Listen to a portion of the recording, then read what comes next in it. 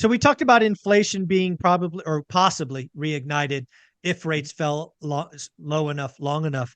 There's actually another talk track that I'm just starting to hear. Danielle DiMartino Booth brought it up the other day, and she's actually calling for 2024 to be a deflationary cycle. And I want, do you see deflation out there? Do you see deflation being I guess I'll ask you, do you see deflation or inflation is the bigger risk or more likely in 2024? What do you think? I think deflation is probably the biggest risk of the Federal Reserve in maintaining their monetary policy. Okay.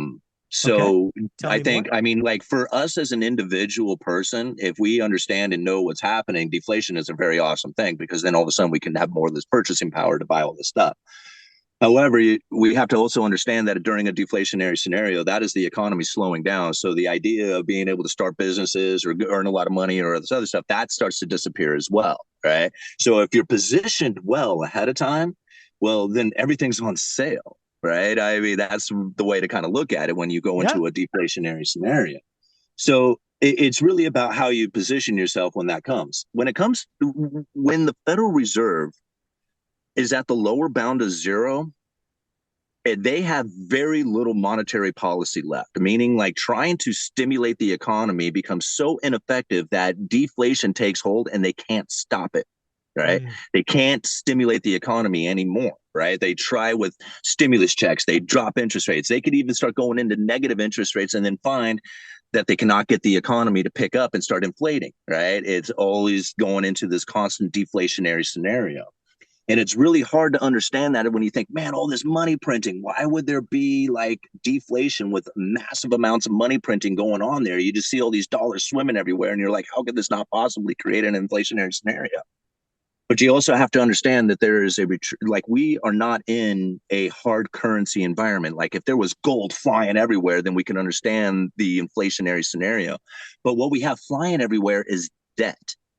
It's not money. And we have to understand that. Like the difference between debt and money is a huge thing.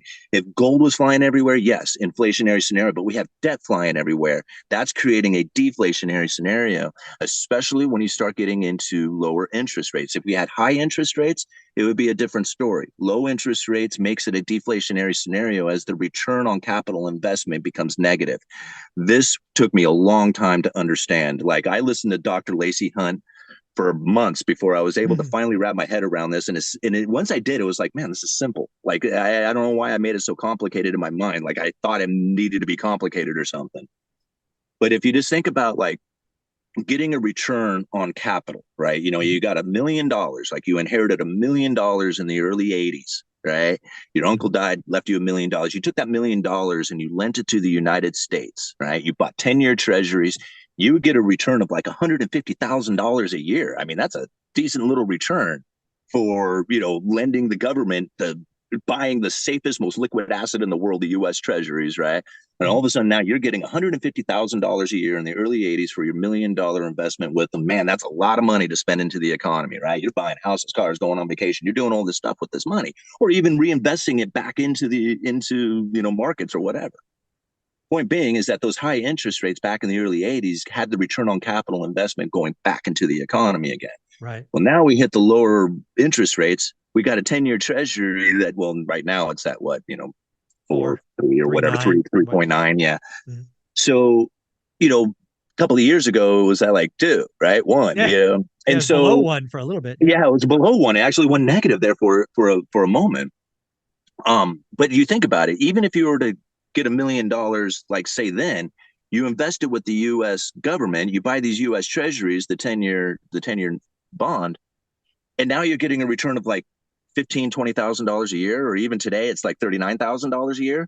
Yeah. I mean, like $39,000. I mean, a lot of money for a guy who's like got an average 9-to-5 job, but $39,000 isn't that much money. It's really not, and especially for $1 million investment, right? Yeah. $39,000 is barely scratching anything. So now the return on capital investment is very low. You can't really go back into the economy with this. And in fact, if you really think about it, if you compare it to the inflation scenario, all of a sudden you just gone negative. Now you got a negative return on capital investment.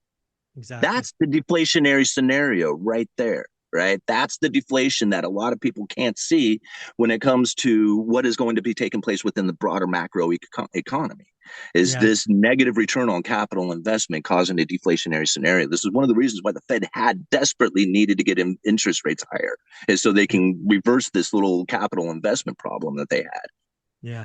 Really, what he's highlighting there, folks, is something you and I've talked about called real interest rates. Real quickly, if inflation is 9 and interest rates are 4, you have a negative real interest rate of 5. That's really what Simon was just referring Yep. to there.